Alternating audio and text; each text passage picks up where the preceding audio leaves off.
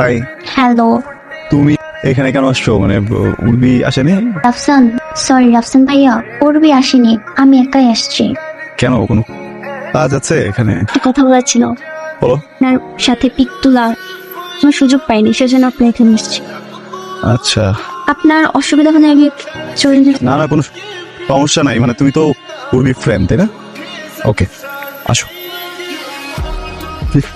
ঠিক, উর্বি চলে আসবে যে কোনো সময়, আসলে খুশি হবে তোমাকে দেখলে, সমস্যা নেই। আরে কি করছিস তুমি? এই তোর কি মাথা ঠিক আছে? হ্যাঁ, চলো।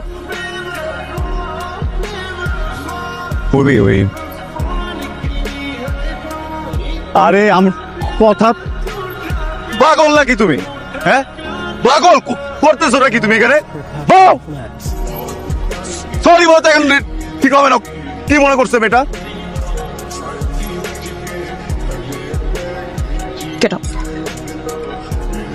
কবে থেকে চলতেছে এসব? কি কবে থেকে চলতেছে?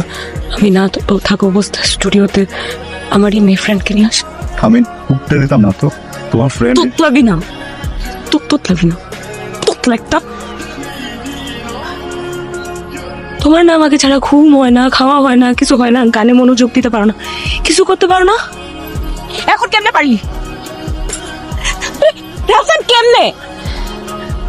উর্বি, কি উড়বি, কি উড়বি, কি কি আমি কি আমি কি কি বল বল। অবিশ্বাস, আমাকে অবিশ্বাস করতেছো? ঠিক আছে, আনছি একটা মেয়ে, ওর সাথে বাজে কাজই করছি আমি। খারাপ না আমি? তুমি বলছো না যে তোমার আমার ভিতরে প্রেম নাই?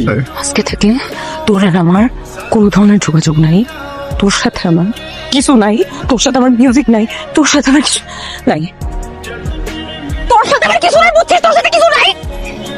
না থাকলে তো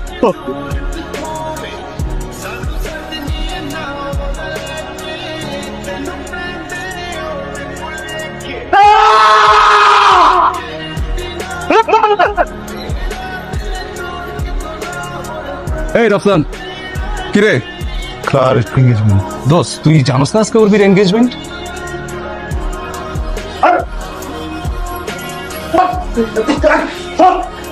বসেন বসেন, উর্বির সাথে কথা বলবো। এর মাঝখানে যদি একটা মানুষ ঢোকে না একদম, কিন্তু তাও ছিল কি হবে তো?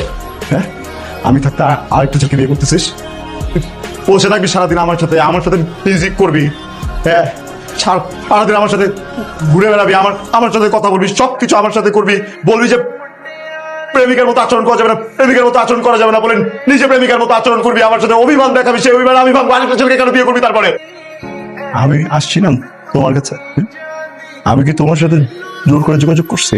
তুমি আসছো, যে মানুষটা কোনোদিন কোনো মানুষের সাথে কথা বলে নাই, কারোর সাথে যোগাযোগ করে নাই, ওই মানুষটার সাথে জোর করে যোগাযোগ করছো। একটা মানুষ আর একটা জীবন একা একা থাকছে, একটা মানুষ সারা জীবনে কোনদিন বন্ধু বানায় নাই, সে কখনো জানে না যে কিভাবে বন্ডিং বানাইতে হয়।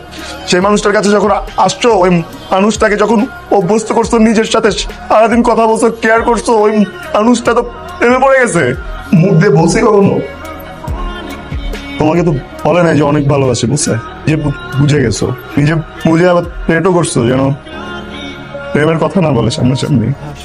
ওই দিন আমার স্টুডিওতে মেয়েটা, ওকে ঢুকতে দিতাম না, তোমার ফ্রেন্ড, এই জন্য ঢুকতে দিছি। আমি তো জানতাম তুমি আসবা। আমার যদি উল্টাপাল্টা কোনো কিছু করার ইচ্ছা থাকতো, আমি কি ওকে তখন আসতে বলতাম? মিসবিহেভ করছো, কিচ্ছু বলি নাই।